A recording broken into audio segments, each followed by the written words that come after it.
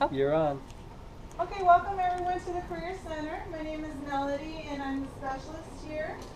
Today you're going to be doing the Choices Career Assessment. How many of you are undecided on your major? Okay, good. And how many of you are here just to get some more information about what kinds of careers you could pursue with your degree? Good. Okay, so either way, this assessment will be helpful and useful to you. What I'm going to do first is walk you through the website and show you where you can find some information. You will be doing the interest profiler, which is one of the tools that this website offers. However, there's many other tools that you can look at when you're done with doing your assessment. You will be creating a username and password, so you can access this information from home once you're done with today's workshop. Keep in mind that deciding on your major is one of the first steps to do here at Southwestern, and one of the most critical steps. It's going to influence, your major is going to influence the types of classes that you take here and what your overall goals are, so you can establish your student education plan and ensure that you're taking the right classes, so you're not wasting time taking classes that won't count towards your overall goals and money on tuition for those classes, okay? So today, once you've decided on your major, what you can do is then pull the major sheets for your major and look at the course selection and what courses you'll be taking for that major. And then the next thing would be to get in and see a counselor, schedule an appointment with a counselor to develop your student ed plan, okay? If after the assessment you still feel unsure and you're undecided at that point still, then we have other assessments that you can do.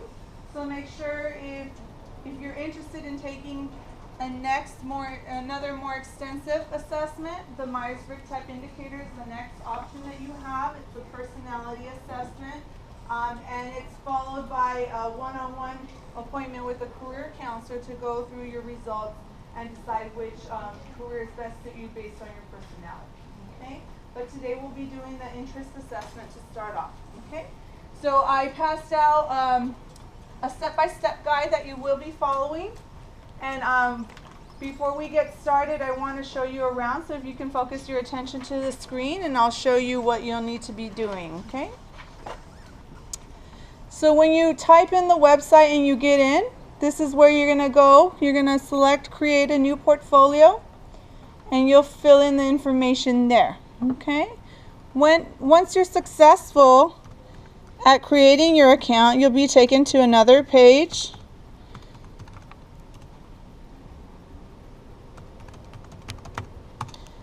That looks like this. So what you're going to do is go into the Choices Planner, and as I mentioned earlier, you'll be taking the interest profiler. You'll click on that.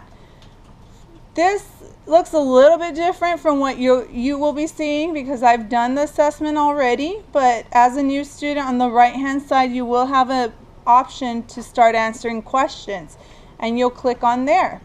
It'll take you then into the assessment where you'll start answering those questions. So make sure you read through the things to keep in mind. Once you answer the questions, it's automatically going to take you into the next question, and focus on things that you like to do not only now but what you see yourself doing in the future as you're answering these questions. And don't worry about right or wrong answers. Just be yourself and answer as honestly as possible, okay? Once you've gone through all of the questions, you'll be taken into a profile page, and that is a summary to tell you exactly what type of person you are based on the questions that you've answered in the assessment. So you'll read through that. Some of you will have just 2 options here, and some of you will have more than 2 options. So click the ones that you feel best describe you.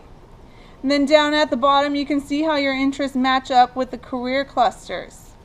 And that'll show you which areas you placed higher in, okay? So that's something to take into consideration. And then at the top it'll show you your interest areas and how you score there as well.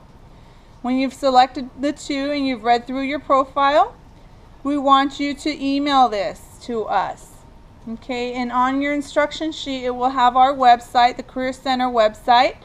You will put that under friend's email address, and in the message box you will put your student ID number, and that's for us to give you credit for completing the assessment today.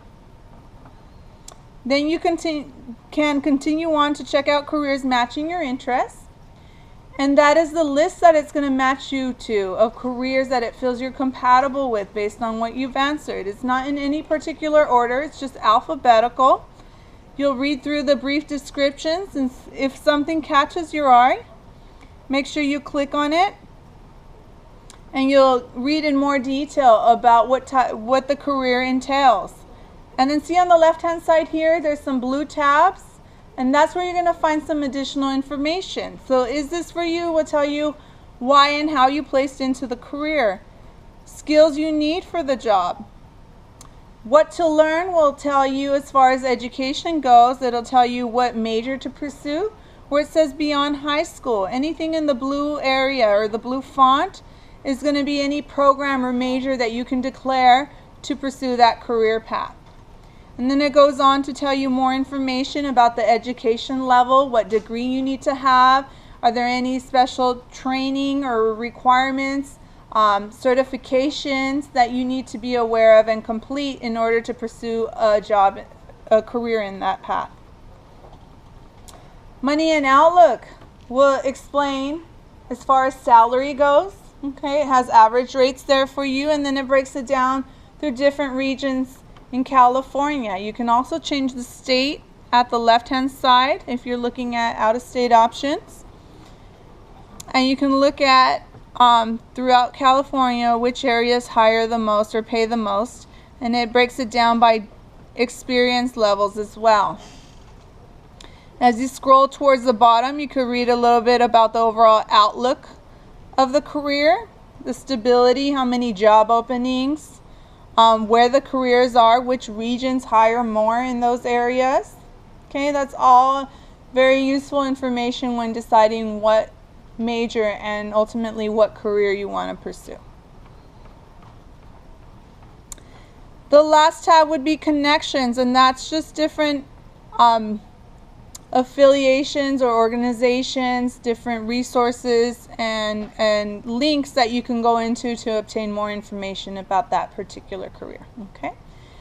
Once you get to this point, we want you to go through and choose your top 3 careers.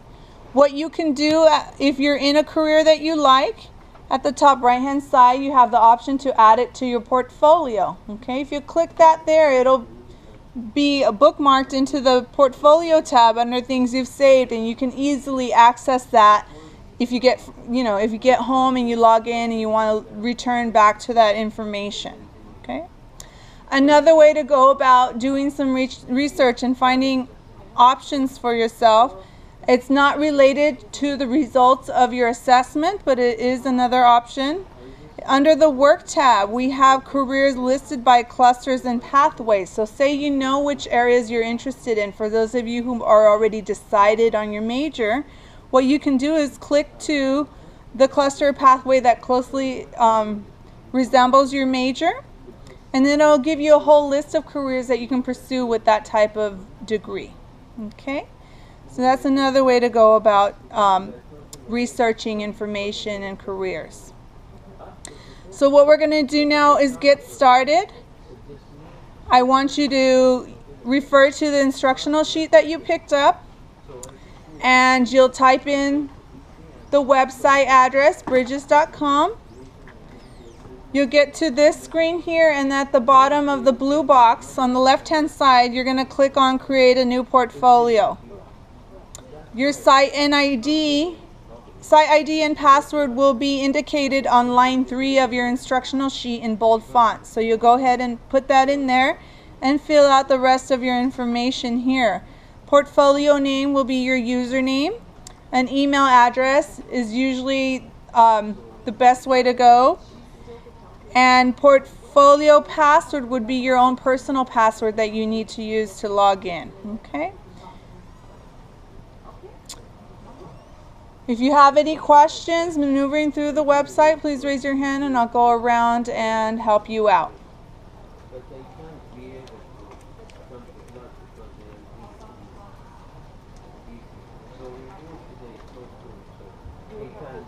instructor.